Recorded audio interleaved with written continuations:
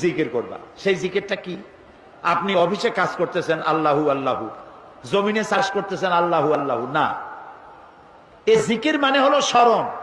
তুমি নামাজ পড়িয়া অফিসে গেছো, আমি যদি এই জিকির মানে স্মরণ, আমি আল্লাহ যেন তোমার মাথায় থাকি, তোমার ব্রেনে থাকি, তোমার মনে থাকি।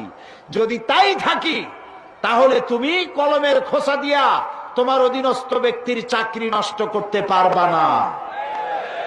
চাকরির সময় আমি যদি তোমার দিমাগে থাকি, সরকারের টাকা কলমের খোঁচা দিয়া পকেটস্থ করতে পারবা না। টিয়ারের গম আর কাবিখার গম জন্মের খাওয়া খাইতে পারবা না। এটার নাম রাখছে কাবি খা, মানে খাবি জন্মের খাওয়া খা, খাবি খা। আল্লাহ স্মরণে থাকলে এটা পারবা না।